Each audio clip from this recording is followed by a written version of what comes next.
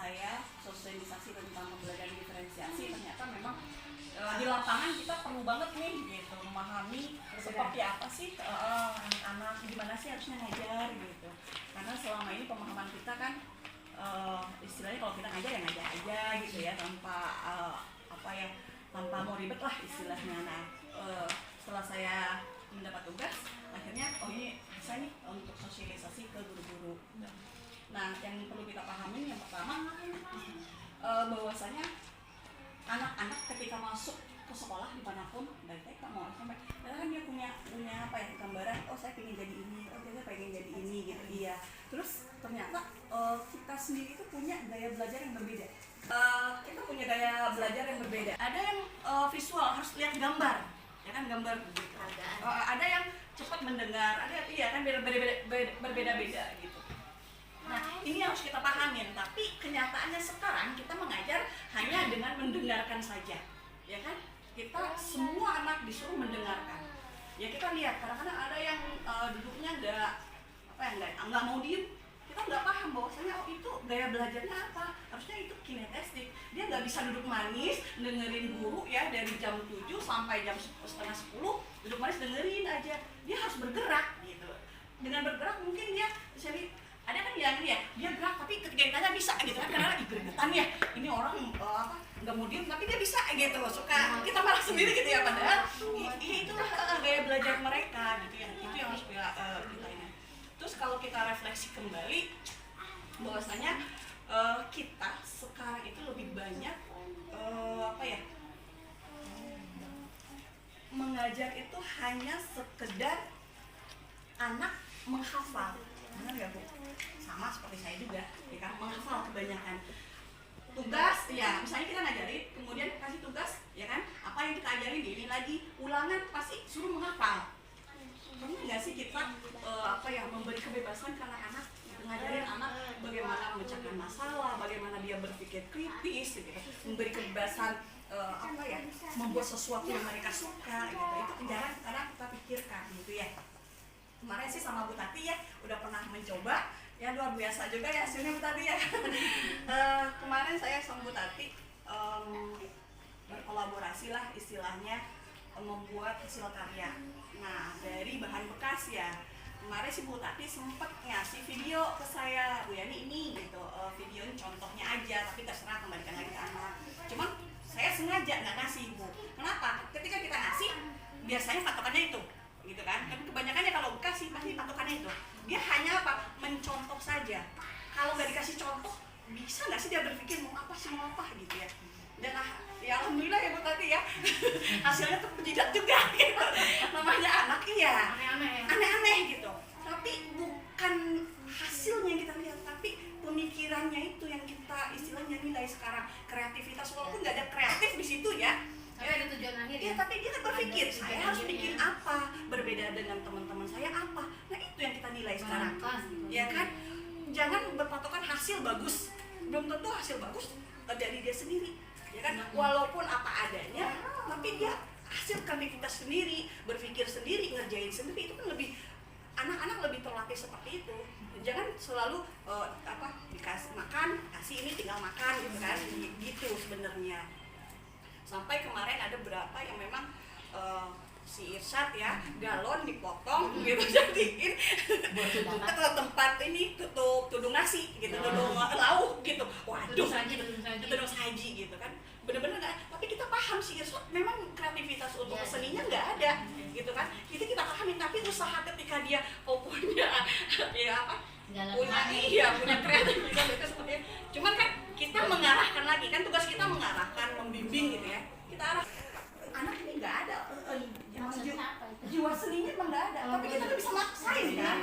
Ya kayak nih nggak ada jiwa seni. Bu Nopi juga ya nih yakin nggak ada jiwa seninya. Dipaksain gimana? Stres nggak? Bisa stres gitu. Kaku. Jadi kita nggak bisa berpikir ini harus bisa main ini. Dia punya kelebihan masing-masing. Saya yakin sih, saat dia di matematika hebat, analis ini hebat, kritisnya bagus gitu. Nggak bisa jiwa seni. Tapi ada anak-anak yang memang simple, nggak mau ini kayak kemarin ya, nggak mau repot, nah yang nggak mau berpikir, itu yang kita harus ajak. Ada satu orang ya, nggak usah saya sebutin namanya, botol langsung ini udah gituin doang ya, enggak, itu enggak, memang ngambil simpelnya itu jangan seperti itu. Jadi inilah fungsinya pembelajaran berdiferensiasi. Kita paham anak punya bakat berbeda, iya, bakatnya berbeda, minatnya berbeda, prosesnya berbeda gitu, produk yang dihasilkannya pun pasti akan berbeda gitu. Itu salah satu cara menggali potensi anak. Iya, terlihat banget ya. Jadi seperti itu dia. Jadi udah biarin karena dia kesana apa yang bisa dia lakukan gitu. Ya, jadi iya kan kata Bu Novi, saya nggak kreatif, tapi salah satu kelebihan Bu Novi daya ingatnya, ya kan? Kan itu yang kita lihat. Jangan melihat kelemahannya, makanya menggali potensi kan di tujuan pendidikan ada ya, bahwa saya menggali potensi anak. Tugas kita hanya membimbing, menuntun, menjelas bahwasanya kita itu misalnya gini, kita mau nanam padi, jangan ngerti yang tumbuh adalah mangga, jeruk gitu ya. Jadi yang tumbuh pasti akan padi gitu. Jadi kualitasnya beda, gitu. Cara nanamnya juga berbeda seperti apa gitu. Jadi anak ini misalnya mangga, ya kita jangan berharap dia jadi padi, ya jangan berharap kita jadi yang kita mau gitu. Itu kadang-kadang kesalahan di kita sebenarnya. Makanya di guru penggerak ini saya ternyata banyak kesalahan-kesalahan yang kita ini. Ya saya introspeksi diri sendiri, bukan menyalahkan orang. Saya makanya kok anak nggak bisa ini, jadi saya nggak bisa maksain. Sekarang juga kelemahannya ini, saya nggak lihat kelemahannya, dia apa, usaha dia kan, kerja sama dia, ini bagus di sini ya. Jadi nggak bisa maksain, ayo lu harus bisa, kan ini stres anaknya. Selain apa ya? Rafa juga gitu. Viola ya, ya, Viola, ya makasih Bu Fatimah. Benar kata Bu Fatimah, memang ya anak-anak beda ya. Memang ada yang menonjol di tempat lain, tapi di ini bau banget gitu ya. Ada yang seperti itu. Jadi tugas kita lah istilahnya sekarang gitu. Jadi jangan menyamakan anak. Terus bagaimana kita juga menciptakan pembelajaran yang bermakna gitu, punya bekas gitu. Kalau hanya sekedar menghafal kan habis itu suka lupa ya. Kemarin mau diajarin lupa karena nggak nok di dia, karena itu apa ya tadi ya cuma hafalan aja gitu. Ada sesuatu yang memang dia berperan gitu, dia melakukan sendiri gitu, itu akhirnya apa, yang ini misalnya kayak tari Islam aja misalnya ini bermain peran, ini sebenarnya pada tahun sekian ada yang bacain naskah gitu, kok tahu ya paling dia kan otomatis kan dia menghafal gitu ya, peran waktu itu siapa ya yang jadi peran ini, kan dia tahu nama-nama tokohnya gitu. Itu lebih bermakna dibandingkan misalnya hanya sekedar ini ya itu tadi mau ujian pasti ngapalin lagi ya kan, ngapalin lagi habis ujian lupa lagi, jadi kan nggak ada, buyar aja seperti itu. Iya, terus kita juga istilahnya tidak bisa juga menjudge anak ya, anak kurang sih ya. Tadi kata Bu Novi, Viola contohnya, Viola ketekan banget ya. Sekarang yang dulu kita istilahnya nggak anggap gitu ya, banyak anak-anak kita yang dulu di SD kayak apa sih, ternyata ya kan setelah SMP SMA punya potensi luar biasa. Nah itu kita nggak bisa menjudge anak, ini bodoh, ini enggak, dia punya kemampuan di bidang yang memang dia punya gitu.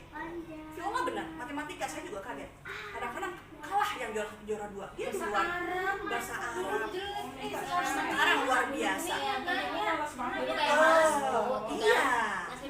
kalau males ya, kalau ini males mah ya, cuman ya memang tergantung kita ya. Dia itu pinginnya rada diperhatiin ya, rada kayaknya sekarang lagi membuktikan tuh ya, saya bisa loh gitu. Jadi ada sama sombongnya sekarang ya. Si stagnan itu dari kelas 1 sampai kelas 6 Rafa, iya. Ini juga Viola maju ke depan ya. Iya sekarang, dulu mah kan enggak. Iya, nggak mau. Sekarang ya bisa paham ya, benar Viola. Kadang-kadang gini, ada sifat iri ya dari teman-temannya. Emang rada sombong gitu. Pada gini ke Viola gitu. Viola sendiri kan ngerasa saya bisa lebih buktiin dulu, dianggap ini gitu. Makanya understatement dia. Jadi ternyata kita nggak bisa ngegas anak ini bisa enggaknya. Nanti dia akan berkembang kok gitu. Insya Allah ada waktunya, ada waktunya, kita belum menemukan sebenarnya. Jadi nggak bisa kita sendiri yang menentukan, ini anak nggak bisa gitu.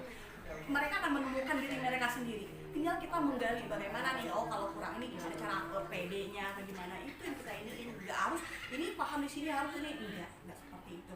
Yang penting ketika ada usaha, ada ini ya sudah. Ada yang mau ketua kau. Kalau hanya Ada tamu. Ya, sekarang pemetaan kebutuhan belajar ternyata ada 3 pemetaan kebutuhan belajar itu. Pertama dari kesiapan belajar begitu. Yang kedua adanya minat murid. Kemudian ada lagi profil belajar siswa. Ya. Mulai dari kesiapan belajar ini bagaimana anak siap nggak sih dalam keadaan kondisi belajar gitu. Takutnya kan di rumah ada masalah segala macam kita nggak tahu gitu ya. Kemudian ya materi-materi yang kita akan ajarkan sejauh mana anak ada yang udah ngerti atau belum gitu kan, itu perlu gitu ya, perlu penggalian makanya di dalam awal pembelajaran kita perlu nanya gitu kan, siapa yang tahu ini gitu kan, biar nggak ada jawabnya bisa bu tes, jangan bisa enggaknya, maksudnya kita bertanya memancing gitu. Iya, jangan ngomong paham belum, enggak, maksudnya ayo siapa yang bisa menyebutkan misalnya KPK gitu, pemahaman kalian KPK apa gitu kan, udah diajarin kelas 4 tuh. Nah itu kan perlu nih, bu lupa bu, nah ada yang mungkin bisa bu ini KPK, oh berarti ini udah paham nih gitu, kesiapan belajarnya. Ya kemudian minat belajar, nah minat belajar kan beda-beda gitu ya. Nah kita harus tahu juga tuh minat belajar anak suka apa. Jadi kita nggak menjudge gitu, ketika pelajaran matematika kok nggak bisa gitu kan, karena kita tahu oh ini senangnya di sini gitu. Cuman tetap ngituin proses, jangan sampai kita anak ini pintar di matematika, dia nggak bisa di seni, udah biarin aja seni, nggak bisa dibiarkan, dia tetap harus mengikuti gitu, jangan disalahartikan seperti itu gitu. Pembiaran ya, Iya jangan pembiaran, tetap dia harus nanya, tapi apapun hasilnya dia udah usaha, ya itulah yang bisa dia lakukan seperti itu. Akhirnya dimaklum. Iya, dimaklumi. Kemudian ada profil belajar yang tadi, profil belajar ada yang belajarnya nyantai gitu, nggak mau serius, ada yang serius yang harus dengerin gitu. Ada yang memang belajarnya itu tadi harus berupa apa namanya audio, ada visual gitu. Ada yang memang mau jalan-jalan, itu harusnya kalau di pelatihan itu kita harus memfasilitasi. Cuman ketika ini juga memang kalau dipikir-pikir yang lain, bagaimana awal yang belajar juga gimana sih, kan nggak mungkin ya gitu gini gitu kan. Cuman ternyata ya bagaimana kita mengolah kelas ternyata akhirnya. Yang kemarin itu contohnya jadi gini, memang rada merepotkan ya kalau ya ini kemarin yang belajar tentang ini keliling lingkaran kemarin itu karena diferensiasi saya ngambil kontennya, nanti materinya yang dibedain. Jadi nah untuk yang ini kita memang fasilitasi yang baca-baca, yang video-video gitu, yang suka jalan-jalan ya kita iniin ke sini, coba kamu bikin per kelompok. Iya bikin per kelompok gitu. Jadi mereka menin sendiri, tapi tetap kita yang memantau terus gitu. Yang jalan-jalan memang kita iniin, misalnya kalau di matematika sih lebih enak ya. Maksudnya nggak harus duduk manis gitu. Apa yang diiniin gitu. Kalau misalnya ini dia selain diskusi. Kalau misalnya dia mana yang bisa iniin. Kalau di ini mas kita pembelajaran ditempel-tempelin tuh materi. Nah dia jalan-jalan sambil lihat materi yang menarik yang seperti itu. Kalau seperti itu. Memang kalau repot dikit. Ya tapi kan emang tugas kita sebenarnya gitu. Kita juga istilahnya punya tanggung jawab sebenarnya ke anak gitu, bukan hanya sekedar ngasih materi terus kita udah lepas. Ini masa depan anak itu di kita semua ternyata gitu, seperti itu. Ya. Kemudian strateginya iya, memang ya mungkin nggak tiap hari juga nggak apa, yang penting kita nyoba dulu nih apa yang bisa kita ini misalnya kayak ini aja, misalnya di IPA kelas 5 kan banyak praktek tuh, ada bikin itu, ya udah sekali bikin itu tuh apa namanya nih kayak gini nih. Sekarang lagi proses perubahan wujud. Nah benda apa lagi, anak-anak suruh bawa lilin, bawa misalnya kapur barus, itu kan lebih menarik anak-anak gitu daripada ini menyublin ini kan enggak. Kayak gini loh nyebelin, ini benda padatnya, ternyata dikasih dipanasin, ternyata dia ini gitu kan, seperti itu. Atau batu es gitu kan, konduksi kan. Iya gitu, seperti itu. Nah konduksi bisa lagi ada lilin gini, ini kita langsung nih ya kan, apa itu gitu kan, ini misalnya anak seperti itu sebenarnya itu kan lebih bermakna anak-anak. Zaman ketika Bu kita udah karena sekarang Laginya sih begitu. Jangan Jadi bisa. Kalau bisa apa? Waktunya sih.